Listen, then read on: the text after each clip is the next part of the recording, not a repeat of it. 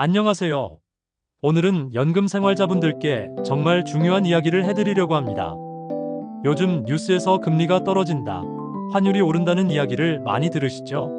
그런데 이게 우리 노후 생활에 어떤 영향을 미치는지 정확히 아시나요? 연금을 받고 있어도 실제로는 점점 가난해질 수 있다는 것입니다. 어떻게 그런 일이 가능할까요? 한국의 기준금리가 미국보다 낮아지면 외국 자본이 한국을 떠납니다. 그러면 우리 원화의 가치가 떨어지게 됩니다. 한국은행에서도 원화는 한미 금리 차가 확대될 때 평가절하된다고 공식적으로 인정했습니다.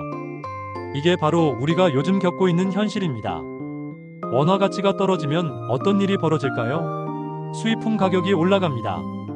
마트에 가보세요. 수입 과일, 기름값, 전자제품까지 모든 게 비싸졌습니다.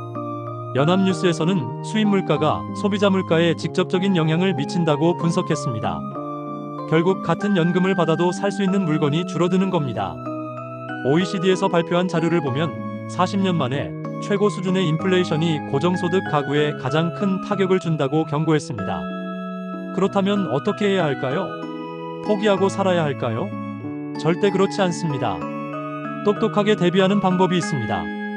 첫 번째로 본인의 연금이 물가 상승률에 연동되는지 확인하세요. 국민연금, 퇴직연금, 개인연금 모두 점검해 보세요.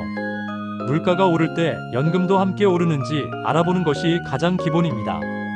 두 번째로 자산을 분산하세요. 현금만 가지고 있으면 안 됩니다.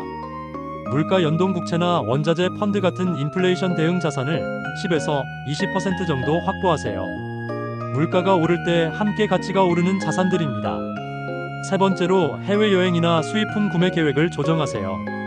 원화 약세 시기에는 비용이 많이 늘어납니다. 네 번째로 비상금을 6개월치 생활비로 준비하세요. 단기예금 형태로 보관하다가 주식이 급락할 때 기회로 활용할 수도 있습니다. 다섯 번째로 부채 구조를 점검하세요. 변동금리 대출이 있다면 고정금리로 바꾸는 것을 고려해 보세요. 금리가 오를 때 대출 이자가 늘어나는 것을 막을 수 있습니다. 여섯 번째로 지출을 최적화하세요. 에너지 효율 가전으로 교체하고 할인마트를 이용하고 통신비나 보험료 같은 고정비를 재계약하세요. 작은 절약이 모여서 큰 차이를 만듭니다. 일곱 번째로 세제 혜택을 놓치지 마세요. 연금저축 세액공제, 기초연금 등을 꼼꼼히 챙기세요. 정부에서 주는 혜택을 놓치면 손해입니다. 여덟 번째로 가능하다면 추가 수입원을 만들어 보세요. 요즘은 온라인 강의나 상담, 플랫폼 아르바이트로 연간 5에서 10% 추가 소득을 올릴 수 있습니다. 본인의 경험과 지식을 활용하면 충분히 가능합니다. 무리하지 않는 선에서 할 수 있는 일들을 찾아보세요. 마지막으로 가장 중요한 것은 정기적인 점검입니다. 6개월마다 환율, 금리, 물가, 포트폴리오 성과를 확인하고 필요하면 바로 조정하세요.